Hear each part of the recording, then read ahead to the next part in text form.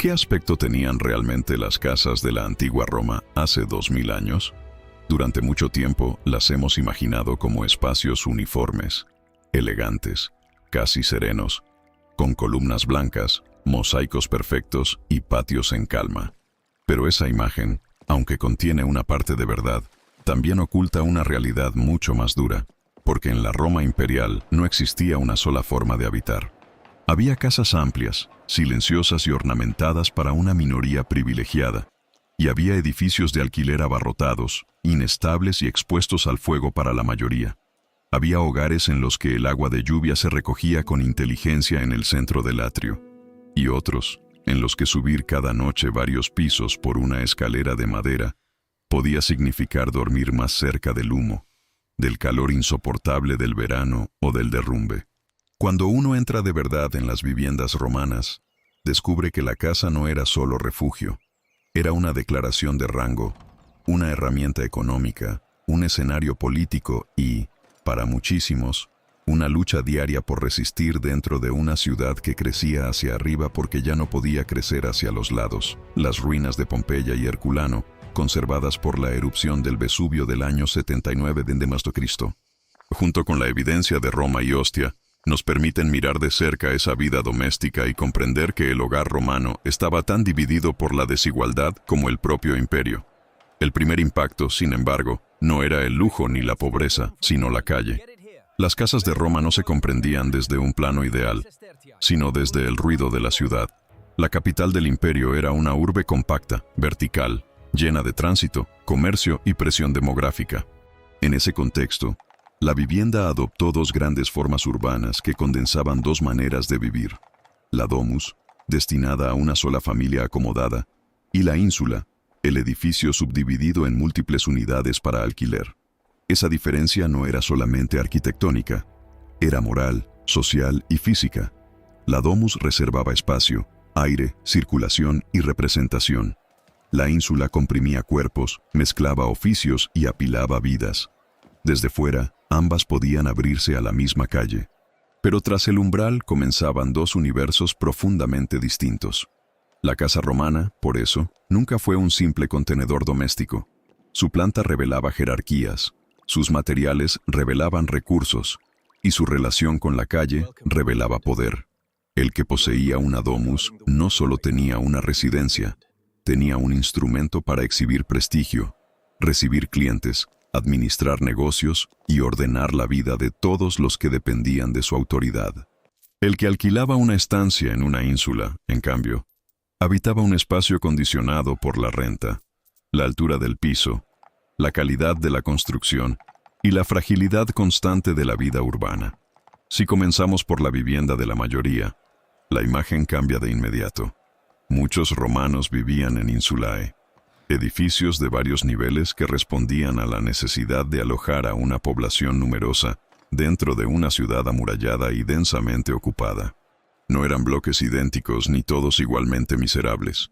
Algunos podían incluir tiendas al nivel de la calle, un patio interior que llevaba algo de luz a las plantas inferiores y apartamentos razonables en los pisos bajos. Pero la lógica general era clara. Cuanto más arriba se vivía, peor era la experiencia. Los espacios superiores tendían a ser más pequeños, más incómodos y más vulnerables. En el mundo romano, la mejor ubicación no estaba en las alturas, sino abajo. Las viviendas cercanas al suelo eran más amplias y deseables. Las de arriba, más estrechas, más calurosas y más expuestas al peligro. La propia existencia de estos edificios muestra hasta qué punto Roma era ya una ciudad vertical. Autores antiguos hablaron de ellos con ambivalencia, como proeza constructiva y como foco de incomodidad, suciedad y ruido. Y ahí está uno de los grandes errores modernos: pensar que la grandeza romana solo se manifestaba en sus templos, foros y acueductos. También se manifestaba, con un tono mucho menos glorioso, en la capacidad de apilar población en altura para que la maquinaria urbana siguiera funcionando. Subir por una de esas insulae no era simplemente cambiar de piso, era ascender por una escala de desigualdad.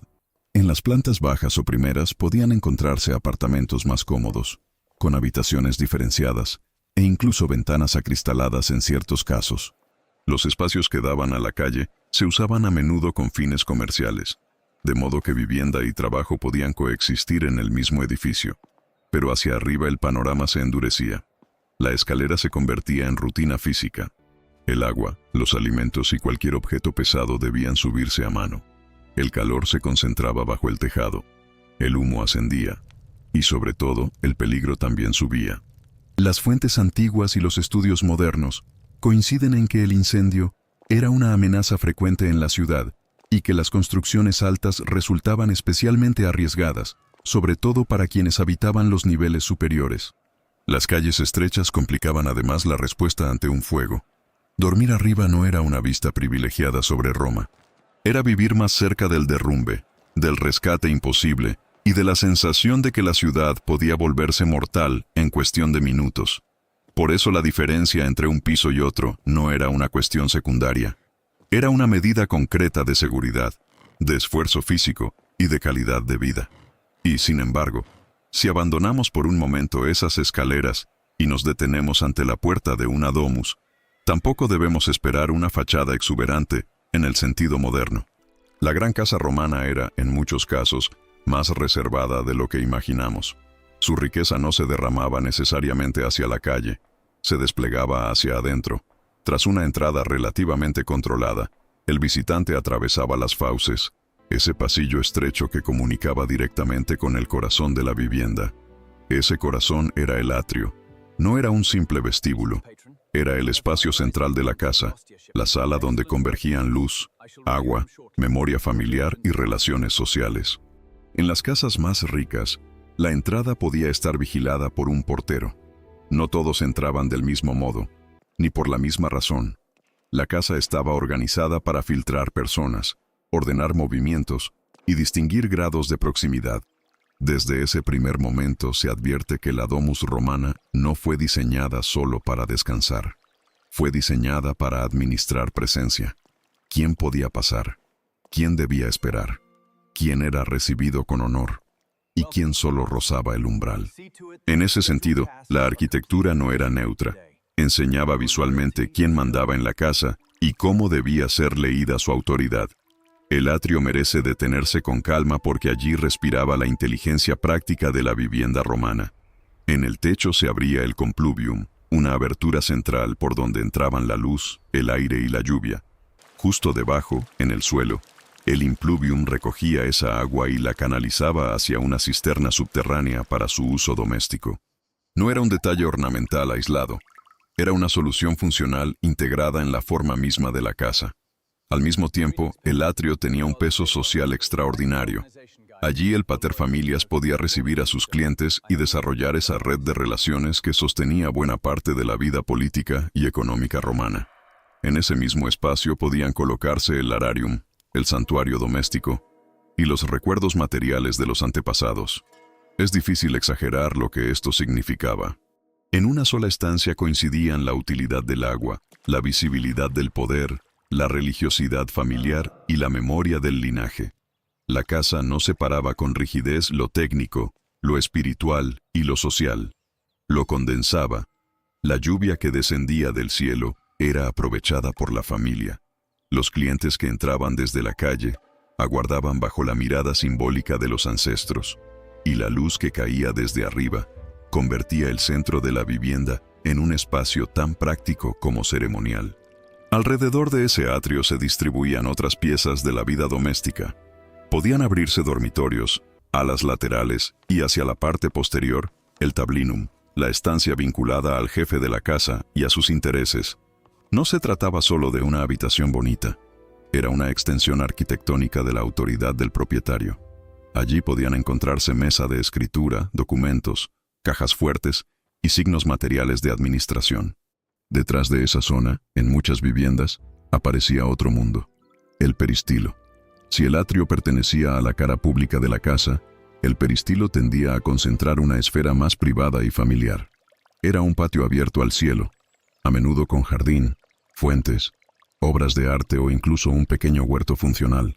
En torno a ese espacio se articulaban la cocina, habitaciones, letrinas, en algunos casos baños y, sobre todo, el comedor o triclinium, donde tenían lugar cenas elaboradas que eran tanto encuentros alimentarios como actos sociales cuidadosamente codificados. Allí también se veía la jerarquía. No todos se sentaban igual, no todos ocupaban el mismo lugar, no todos eran invitados. La casa romana acomodada era, por tanto, una maquinaria de gradaciones. De lo público a lo privado, de la espera a la intimidad, del negocio al banquete, del ruido de la calle a la quietud domesticada del jardín interior. Ese desplazamiento desde la calle hacia el centro de la casa cambiaba también la experiencia del cuerpo. Afuera, Roma era tránsito, polvo, comercio, gritos y ruedas. Adentro, en la domus, la luz no entraba desde amplias fachadas acristaladas, sino desde los patios interiores. La vivienda se cerraba y se abría selectivamente. No buscaba exhibirse a la calle tanto como organizar un microcosmos propio. Por eso muchas de las superficies que hoy nos fascinan, frescos, mosaicos, esculturas, jardines, estanques, estaban destinadas sobre todo a ser vistas por quienes eran admitidos dentro. La belleza no era pública en sentido urbano, era controlada. El visitante avanzaba por una secuencia cuidadosamente calculada de impresiones. La entrada estrecha, el atrio con el agua y la luz cenital, el tablinum como eje de autoridad, el peristilo como expansión refinada del espacio doméstico. Cada paso revelaba estatus. Cada material corregía una primera impresión de sobriedad exterior. Y así la casa romana rica enseñaba una lección esencial sobre el poder en el imperio. Lo verdaderamente valioso no siempre se anunciaba desde fuera. Se reservaba para quien podía cruzar las capas correctas del umbral. La intimidad no era ausencia de política, era una forma más sofisticada de ejercerla. Pero esa sofisticación no debe hacernos olvidar que la casa era, antes que nada, un lugar de trabajo continuo. La domus no flotaba en una quietud aristocrática. Funcionaba gracias al esfuerzo de muchas manos. El propio Met recuerda que el hogar incluía sirvientes y que, en ocasiones, los esclavos dormían en espacios mínimos, incluso junto a las puertas de los dormitorios de sus amos. Eso significa que la comodidad de unos dependía materialmente de la disponibilidad constante de otros. La cocina debía encenderse, el agua debía gestionarse, las lámparas debían mantenerse, los textiles había que guardarlos, limpiarlos, secarlos. El banquete que el invitado contemplaba como elegancia era, para el servicio, una cadena de tareas. La casa romana, por tanto, no era solo un escenario familiar, era también una unidad de producción doméstica. Las tiendas a pie de calle, presentes tanto en algunos edificios de apartamentos como junto a ciertas viviendas, muestran además que comercio y hogar podían tocarse estrechamente. La separación moderna entre espacio privado y espacio laboral no encaja del todo aquí. Se dormía donde también se administraba, se cocinaba, se negociaba y se servía. Incluso en casas modestas, como algunas de Herculano, la decoración interior podía ser notable, recordándonos que el deseo de dignidad visual no fue monopolio exclusivo de los grandes palacios. También conviene imaginar los materiales y las superficies. La arquitectura romana utilizó una combinación amplia de madera, tierra transformada en ladrillo y mortero, piedra y, con el tiempo, hormigón romano. Los edificios de apartamentos y muchas otras estructuras urbanas fueron posibles gracias a esa competencia técnica, especialmente en el uso del opus caementicium, el hormigón romano, y de muros de ladrillo cocido o mampostería revestida. Pero la técnica no anulaba la vulnerabilidad. La madera seguía siendo fundamental en encofrados, entramados y elementos de cubierta, y precisamente por eso el fuego encontraba combustible dentro de una ciudad densamente edificada. En la casa rica, muchas superficies quedaban enlucidas y pintadas. Los suelos podían decorarse con mosaicos. Los patios interiores se embellecían con fuentes, esculturas y vegetación. En viviendas más modestas, en cambio, el acabado podía ser mucho más austero, aunque no necesariamente carente de intención estética. El mundo romano no vivía dentro de un blanco marmóreo uniforme. Vivía rodeado de color, yeso, ladrillo, madera, agua reflejada y humo. Esa mezcla hacía de la casa un espacio intensamente sensorial. No olía igual una estancia abierta al peristilo que una cocina cerrada. No sonaba igual el goteo del impluvio que el crujido de una escalera de una ínsula. No se sentía igual la frescura de un patio interior que el sofoco de una habitación bajo tejado. La cocina, por ejemplo, rara vez era el centro idealizado del hogar tal como hoy tendemos a imaginarla. Era un lugar funcional, caluroso y muchas veces oscuro, asociado al fuego, al hollín y al trabajo servil o subordinado. En torno al peristilo podían disponerse no solo la culina, sino también letrinas, baños y cuartos de servicio. Una proximidad que a ojos modernos puede parecer extraña, pero que en la lógica romana respondía a la concentración práctica de funciones. La casa debía resolver alimentación, limpieza, evacuación y servicio, con una eficiencia compatible con su tamaño y con los recursos del dueño. En las viviendas mejor equipadas, la organización espacial reducía fricciones. En las humildes, esas mismas necesidades pesaban mucho más sobre cada metro disponible. Y hay algo profundamente humano en eso. La historia doméstica no se entiende únicamente desde grandes estructuras. Se entiende desde tareas repetidas miles de veces. Preparar comida, encender el fuego, llevar agua, ventilar, guardar provisiones, limpiar residuos, cerrar puertas, volver a abrirlas al amanecer. La casa romana fue monumental en sus formas más ricas. Sí, pero sobre todo fue cotidiana. Estuvo hecha de rutinas. Y las rutinas, más que los discursos, son las que revelan de qué estaba hecha una civilización. Llegada la noche, el contraste entre unos hogares y otros se volvía todavía más visible.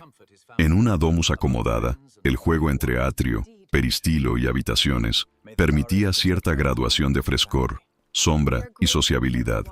La lámpara no era solamente un objeto de iluminación, prolongaba el tiempo útil de la casa, acompañaba comidas, conversaciones y vigilias religiosas. En un apartamento pobre, en cambio, la noche podía significar hacinamiento, calor retenido en los pisos superiores, dependencia de una escalera insegura y temor constante al incendio. La casa, entonces, revelaba algo central sobre Roma. El imperio no repartía de manera pareja la seguridad elemental. La ley podía intentar limitar la altura de los edificios, y de hecho hubo regulaciones en tiempos de Augusto y Trajano, pero la presión urbana y los intereses económicos empujaban una y otra vez hacia el riesgo. Las fuentes recuerdan además que la gran reforma tras el incendio de época de Nerón implicó calles más anchas y balcones pensados para mejorar la seguridad y el acceso durante emergencias. Esa sola necesidad ya nos dice mucho. La ciudad no era una postal de mármol sereno. Era un organismo tensionado, obligado a corregirse después de haber expuesto a demasiada gente a peligros estructurales. En una capital así, la calidad de la vivienda no determinaba solo comodidad. Determinaba posibilidades de supervivencia. No menos revelador es el mobiliario. Aunque la cultura popular suele vaciar o exagerar las casas romanas, la realidad fue más matizada. Había camas, cofres, mesas, lámparas, banquetas, utensilios, recipientes, vajilla y, en los ambientes de banquete, los célebres lechos del triclinium. Sin embargo, incluso en las casas ricas, la distribución no respondía a la lógica contemporánea de habitaciones saturadas de objetos. Los muebles eran importantes, sí, pero la estructura misma de la vivienda organizaba buena parte de la experiencia. El patio para la luz y el agua, el tablinum para la autoridad, el comedor para la representación, el peristilo para la vida interior. En muchas casas, además, la decoración fija de muros y suelos tenía una relevancia superior a la abundancia de piezas sueltas. Esto explicaba por qué una estancia podía parecer relativamente despejada y, aún así, transmitir riqueza. El poder no se medía solo por cuánto había en una habitación, sino por la calidad de la superficie, la amplitud del espacio, el acceso al agua, la regularidad del servicio y la posibilidad de reservar espacios para funciones especializadas. En una ínsula humilde, por el contrario, la misma habitación podía servir para dormir, cocinar, almacenar y sobrevivir. Allí el problema no era cómo embellecer la vida, sino cómo contenerla. Ese contraste entre contener la vida y exhibirla define quizá mejor que nada la distancia entre ricos y pobres en la Roma doméstica. La domus era una casa para una familia extensa con dependientes, clientes y servicio. La ínsula era una agregación de unidades alquiladas, compartidas y jerarquizadas por altura y renta. Una ofrecía secuencias espaciales, patios, recepción y representación. La otra resolvía, de forma pragmática, la necesidad brutal de meter más personas dentro del mismo tejido urbano. Y aún así, sería injusto reducir la ínsula a una caricatura de miseria absoluta. Algunas presentaban patios, tiendas integradas y apartamentos de calidad razonable en niveles inferiores. El problema no era su mera existencia. El problema era lo que la necesidad de altura, la especulación, la sobreocupación y el riesgo hacían con ellas. Lo que para Vitruvio podía parecer una solución admirable al crecimiento urbano, para otros autores antiguos resultaba sinónimo de ruido y suciedad. Ambas miradas pueden coexistir.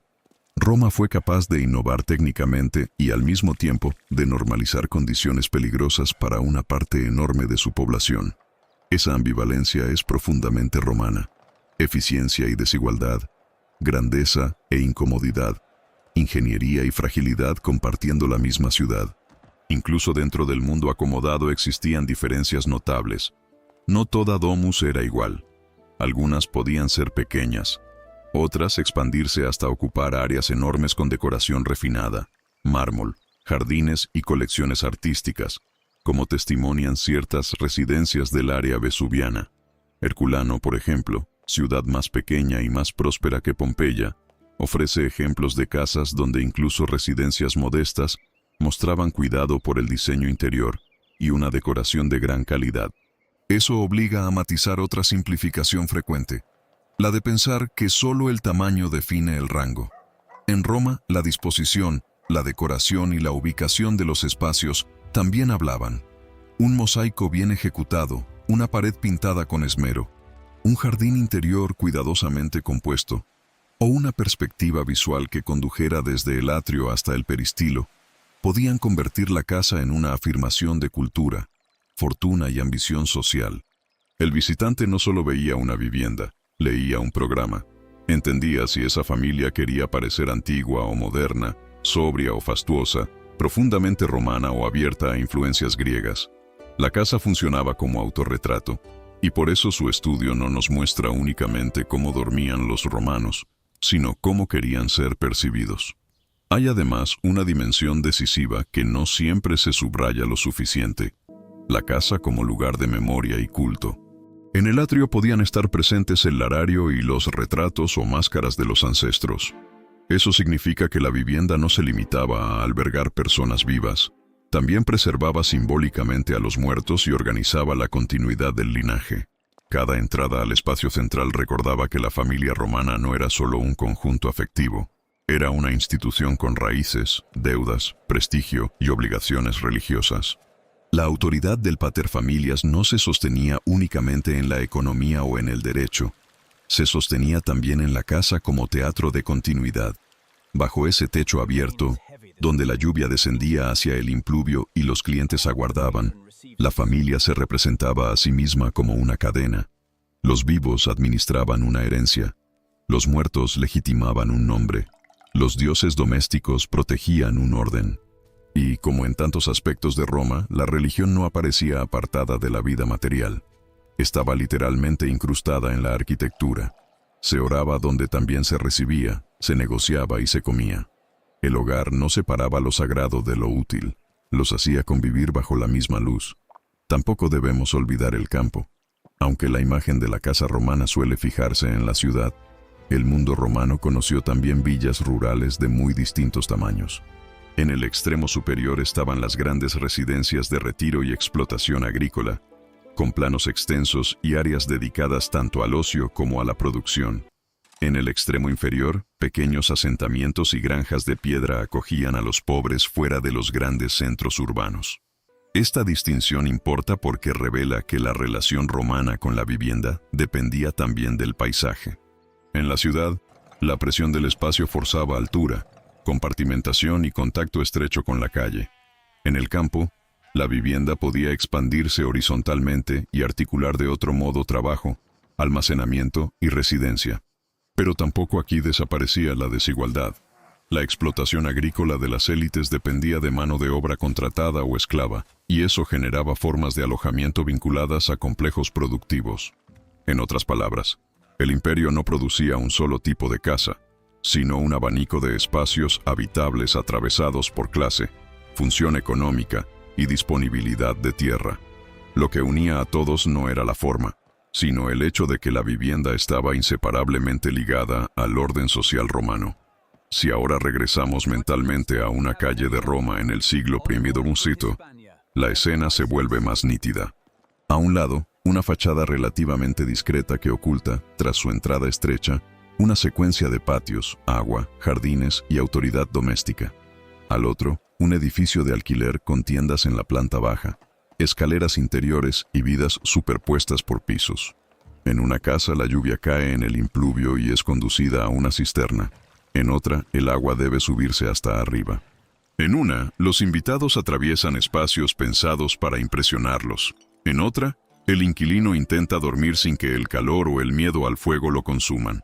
En una, el banquete confirma rango. En otra, la proximidad física impone compromisos, tensiones y cansancio. Y sin embargo, ambas pertenecen a la misma civilización, la que solemos admirar por sus carreteras, sus leyes y sus monumentos. Tal vez por eso estudiar las casas romanas resulta tan importante, porque nos obliga a bajar del mármol público a la realidad privada, o mejor dicho, semi-privada, donde la vida cotidiana revelaba con una honestidad brutal cómo estaba repartido el mundo romano. Y aquí aparece una última corrección a nuestra imaginación moderna. Nosotros solemos asociar la casa ideal con privacidad absoluta, comodidad continua y separación clara entre lo íntimo y lo social. La casa romana, en cambio, mezclaba familia y clientela, culto y administración, negocio y descanso, servicio y representación. Incluso la domus más refinada no era un refugio aislado del mundo. Era un nodo activo dentro de la red de obligaciones romanas. Su arquitectura estaba diseñada para permitir encuentros, mostrar rango y organizar dependencias. La ínsula, por su parte, tampoco era un mero dormitorio colectivo. Era una expresión arquitectónica de una ciudad dinámica, saturada y desigual. En ambos casos, la vivienda romana nos recuerda que el hogar siempre dice más de una sociedad de lo que esa sociedad está dispuesta a admitir. Dice quién merece espacio, quién merece seguridad, quién puede convertir el interior en belleza, quién debe conformarse con altura, estrechez y riesgo. Y cuando esas diferencias se vuelven visibles en los muros, en las escaleras, en los patios y en los materiales, la historia deja de ser una abstracción, se vuelve humana, se vuelve concreta, se vuelve imposible de romantizar. En conclusión, mirar las casas de la antigua Roma no es entrar únicamente en un capítulo de arquitectura, es entrar en la verdad cotidiana de un imperio. Allí entendemos que la grandeza romana no se sostuvo solo sobre foros y legiones, sino también sobre hogares desiguales, unos construidos para recibir y perdurar, otros para alojar deprisa y arriesgar mucho. Entendemos que el agua, la luz, la altura, la ventilación, el acceso y la decoración no eran detalles secundarios, sino formas visibles de poder. Entendemos que la casa del rico hablaba hacia adentro y que la casa del pobre sufría hacia arriba. Y entendemos sobre todo que 2000 años después, seguimos reconociendo en esos espacios algo profundamente familiar. La vivienda nunca es solo un techo. Es una radiografía moral de la sociedad que la produce. Por eso, cuando vemos un atrio con su impluvio, una escalera que sube a pisos inseguros o un peristilo que protege la intimidad de una familia poderosa, no estamos contemplando ruinas muertas. Estamos viendo cómo Roma organizó la vida, la memoria, el trabajo y la desigualdad dentro del lugar más humano de todos, la casa. Y quizá esa sea la razón por la que estas ruinas siguen hablándonos con tanta fuerza. Porque todavía hoy, como entonces, basta cruzar un umbral para descubrir cómo está repartido un mundo. Si este recorrido te ayudó a imaginar con más verdad la vida cotidiana de la antigua Roma, suscríbete al canal y comparte este video. Así más personas podrán descubrir que la historia no vive solo en las grandes batallas ni en los nombres de los emperadores, sino también en los espacios donde la gente comió, trabajó, esperó, temió y durmió cada día.